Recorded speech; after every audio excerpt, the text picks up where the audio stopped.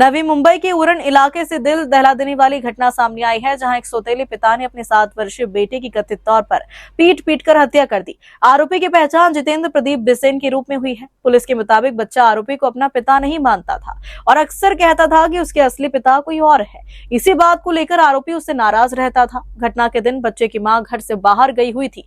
इसी दौरान आरोपी ने बच्चे के पेट और छाती पर बेरहमी से हमला कर दिया।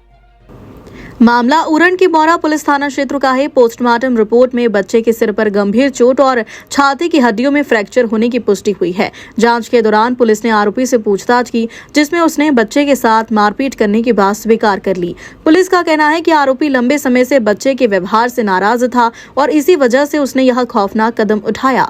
मौरा पुलिस ने आरोपी के खिलाफ हत्या का मामला दर्ज कर उसे गिरफ्तार कर लिया है।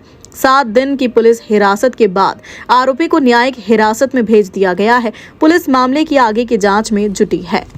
जे मोऱ्यात प्रकरण झालं, एक लहान बालक होता, एक 3.5 वर्षाचा। तर डॉक्टरांनी आपल्याला प्रथम बातमी कळवली की असा लहान बालक एक त्याचे वडील त्याला घेऊन आलेले आहेत आणि डॉक्टरांनी त्याला चेक केलं तर त्याचं काही श्वास वगैरे चालू नव्हता। तर मग त्यानंतर तो डॉक्टर म्हटले की थांबा इथं, नाही का, याला दुसऱ्या हॉस्पिटल घेऊन जावं लागेल। पण त्याच्या वडिलांनी कोणत्या न ऐकता तो घेऊन गेला जवळ आणि त्यानंतर डॉक्टरांनी पोलिसांना कळवलं। सिनियर पी आय काटवाणी साहेब आहेत, त्यांना माहिती दिली की असं आले होते आमच्याकडे आणि ते घेऊन गेलेले आहेत। तर मग त्यानंतर आपण तिथे गेलो, चेक केलं तर तो मुलगा त्या ठिकाणी नव्हता, तो जो लहान बालक होता। मग त्याचा ॲड्रेस वगैरे काढला, आपण त्याच्या घरी गेलो आणि त्यानंतर आपण त्या मुलाला परत आणलं, त्याचं PM वगैरे केलं आणि त्याचे जे आई वडील होते त्यांना आपण मग पोलीस स्टेशनला भेटलो। थोडं शंकास्पद वाटलं आपल्याला की काय झालंय व। तर मग त्यानंतर मग त्या PM रिपोर्टमध्ये आपण बघितलं की त्याला थोडं डोक्याला मारहाण आणि पोटात बुक्का वगैरे मारल्यासारखं होतं, तर फ्रॅक्चर वगैरे दिलं होतं। तर मग त्यानंतर मग डाऊट आला, क्लिअर झालं की त्याला मारहाण झालेली आहे। मग त्यानंतर आपण पूर्ण माहिती काढायला घेतली। तर त्याच्या वडिलाचं पण दुसरं लग्न होतं आणि त्याची आई होती, तर त्या आईचं पण हे 3रं लग्न होतं आणि जो मुलगा होता तो पहिल्या नवऱ्यापासून झालेला मुलगा होता। तर मग तो कायम त्याला येता जाता म्हणायचा, त्या जो आरोपी आहे जितेंद्र प्रदीप भिसे, वय 28 त्याचं, तो त्या मुलाचा वडील होता, म्हणजे सावत्र वडील होता। तर त्याला येता जाता म्हणायचा की तू माझे पप्पा नाही वगैरे, आणि त्याला त्याचा राग यायचा। आणि आपण आजूबाजूला पण विचारलं तर त्यांनी सांगितलं की हा दरवेळेस त्याला मारायचा वगैरे, नाही का, टॉर्चर करायचा किंवा ह्या त्या गोष्टी होत्या। तर मग त्यानंतर मग आपल्याला ते कळालं। मग त्याला आपण विचारपूस केला आरोपीला। मग नंतर तो हळूहळू तो आरोपी आपल्याजवळ कबूल झाला की मी ते मच्छी काढण्याचं जे असतं समुद्रात जाऊन ते ओढून आलो।